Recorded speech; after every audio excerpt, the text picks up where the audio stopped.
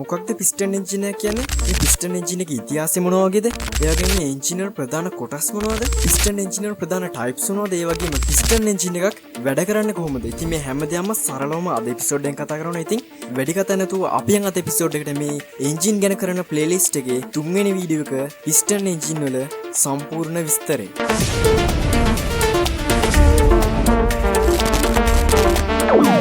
ඉතින් කොහොමද යාළුවනේ වෙනදා වගේම සාදරයෙන් පිළිගන්නවා 4wheel mania YouTube channel එකත් එක්ක.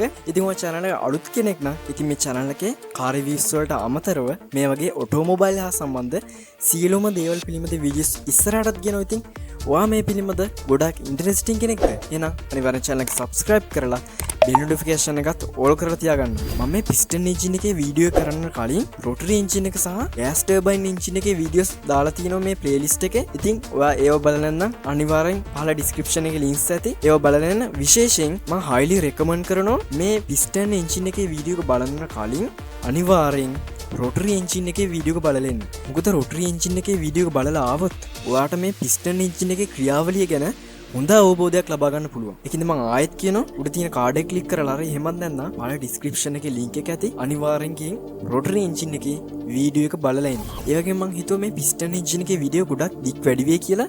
ඒකින්ද මම මේ piston engine එකේ වීඩියෝ එක part 1 සහ part 2 ලෙස ප්‍රධාන කොටස් දෙකකට බෙදුවා. අද වීඩියෝ එකෙන් ගෙනාලා තියෙන්නේ part 1 එක. ඉතින් මේ part 1 එකේ මම මුලදී කිව්වා වගේ මොකක්ද piston engine එක කියන්නේ, piston engine ඉතිහාසය, මේක ප්‍රධාන කොටස් මොනවද, ප්‍රධාන types මොනවද, ඒ වගේ මේක වැඩ කරන්නේ කොහොමද. ඉතින් මේ දේවල් තමයි අද එපිසෝඩ් එකෙන් කතා කරන්නේ. එහෙනම් වැඩි කතා නැතුව අපි අද එපිසෝඩ් එකේ පළවෙනි ටොපික් එකට. මොකක්ද මේ piston engine එක කියන්නේ? piston engine එක කියලා කියන්නේ බල නිෂ්පාදනය කිරීමට සිලින්ඩරයක් තුල ඉන්ධන දහනය කරන අභ්‍යන්තර දහන එන්ජින් එකකට. එහෙමත් නැත්නම් internal combustion engine එකකට අපි piston engine එක කියලා හඳුන්වනවා. ඉන්ධන දහනය කිරීමෙන් ලබා ගන්න ශක්තිය මෝටර රථයේ රෝද ධාවනය කරවන්න භ්‍රමණ චලිතයක් බවට පරිවර්තනය කිරීමට උඩට පහළට චලනය වන piston තමයි පාවිච්චි කරන්නේ. මේ piston engine වල ක්‍රියාකාරීත්වය ගොඩක්ම සරලයි. ස්ටෙප් 4කින් මේ සම්පූර්ණ ක්‍රියාවලිය සිද්ධ වෙනවා. ඉතින් මේකට 4 stroke engine එකක් එහෙම නැත්නම් සිව්පාර engine එකක් කියලා කියනවා. ඉතින් මේ 4 stroke engine කියන එකෙන් අදහස් කරන්නේ engine එකක් පිස්ටනේ චලනයන් 4ක් නොහොත් පහරවල් 4ක් සම්පූර්ණ කර එම පහරවල් 4න් එකක පමණක් බලයක් ඇති කරනවා. ඒක නිසා මේක 4 stroke engine එකක් කියලා හඳුන්වනවා. මේ stroke 4 ගැන බැලුවොත් එහෙම පළවෙනි stroke එකේ විතර intake stroke එකක්, දෙවෙනි එක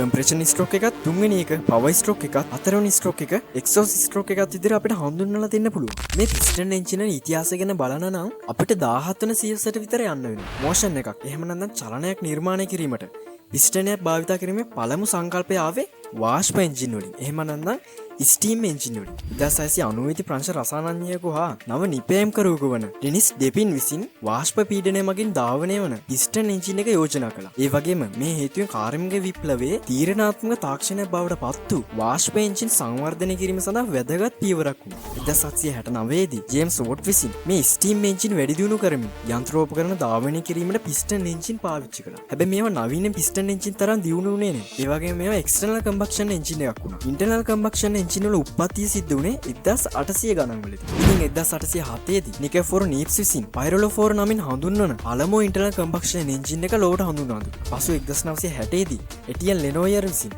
ගෑස් බලෙන් ක්‍රියාත්මක වන පිස්ටන් එන්ජින් එක නිර්මාණය කළ අතර පළමු සාර්ථක අභ්‍යන්තර දහන එන්ජිමත් මේක වුණා.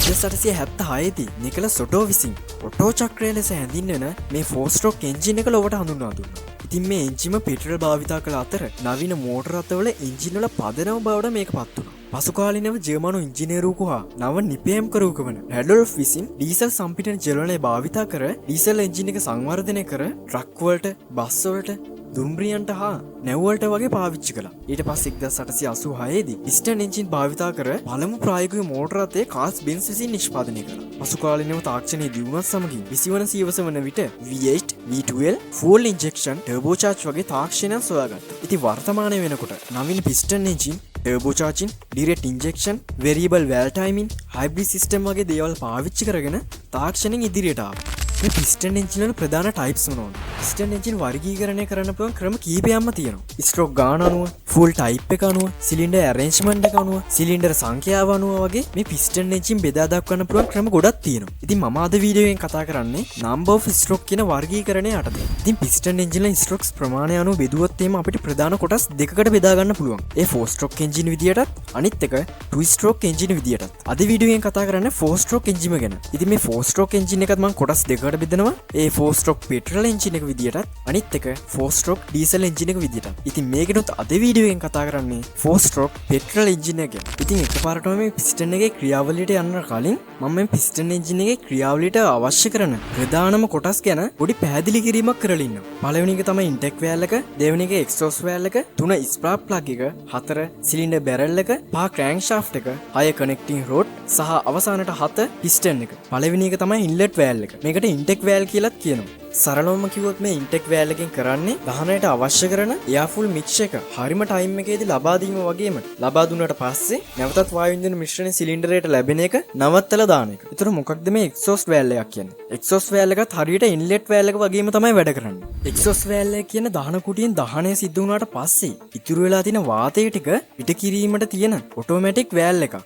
මං ඉස්සල කිව්වාගේ මේකත් ඉන්ටෙක් වෑල් එක වගේමයි වෙනසකට තියෙන්නේ දහනය කරලා ඉතුරුලා තියෙන වායුන් ටික පිට කරන එක. ඉන්ටෙක් වෑල් එකෙන් කරේ දහනයට අවශ්‍ය කරන එයාෆුල් මික්ස් එක ගත් එකනේ. හැබැයි මේකෙදි කරන්නේ දහනය ඔක්කොම සිද්ධ වෙලා ඉතුරුලා තියෙන වායුන් ටික මේ එක්සෝස් වෑල් එක කරා පිට කරන එක.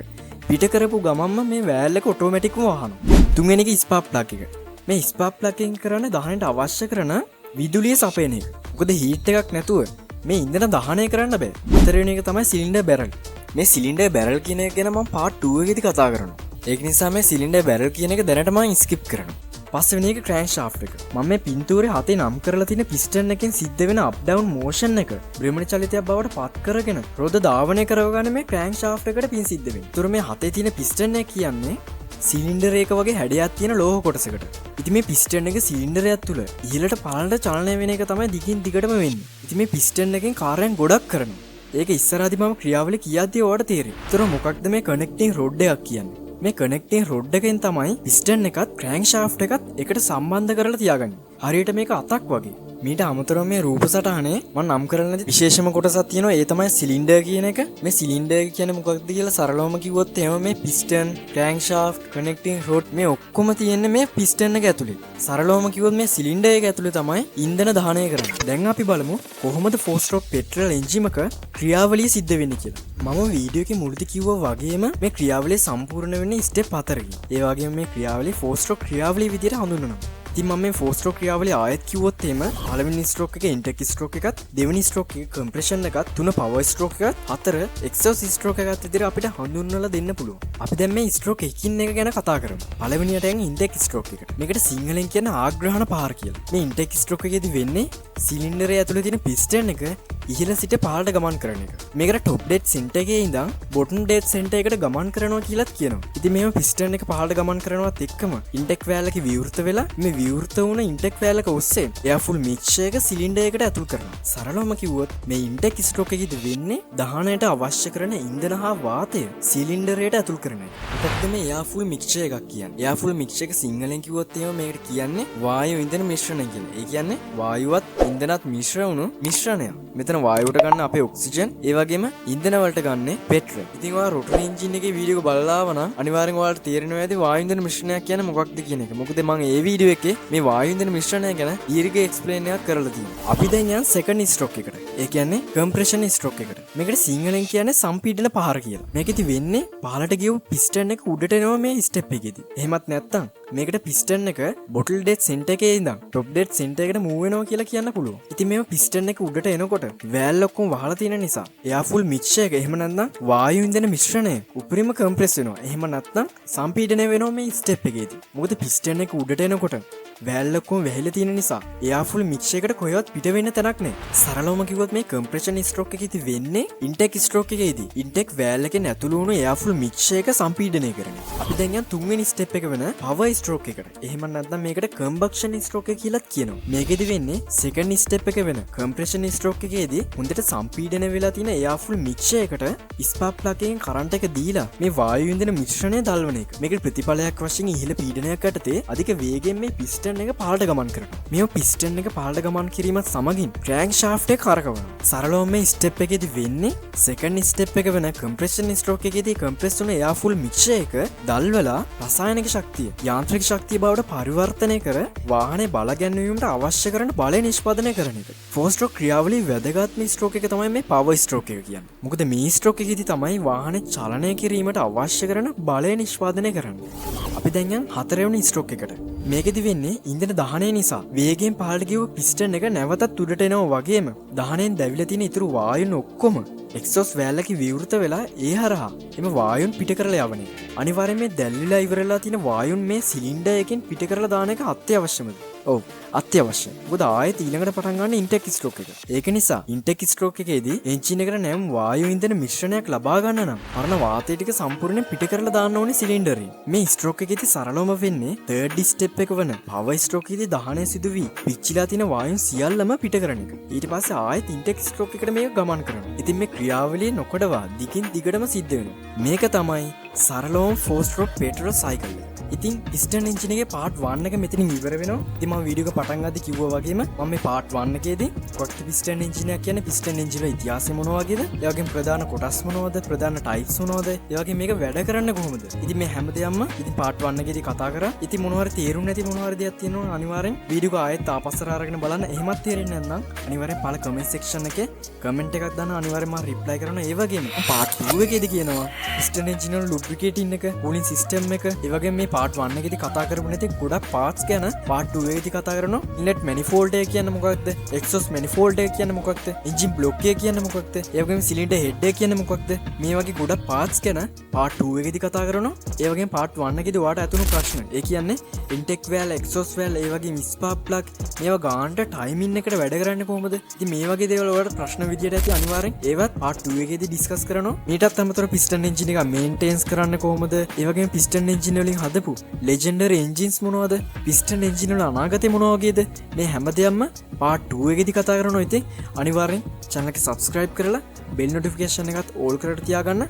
මේ පාර්ට් 2 එක දාපු ගමන්ම notification හරහා ඔයාට වීඩියෝ එක ළඟටම ගෙන්ව ගන්න. ඒ වගේම මතක් කරන්න ඕනේ දෙයක් තමයි මගේ වීඩියෝස් බලන ගොඩක් කට්ටිය 93%ක් විතරම channel එක subscribe කරන්න නැතුව තමයි බලන්නේ. ඒකින්ද එහෙම කරන්න එපා. ඔයා දෙයක් ඉගෙන ගන්නවා නම් ඒ වගේම ඉස්සරහටත් ඔයා මේ දේවල් බලන්න කැමති නම් අනිවාර්යෙන් channel එක subscribe කරලා bell notification එකත් all කරලා තියාගෙන එහෙනම් අපි ඊළඟ වීඩියෝ හමු වෙමු.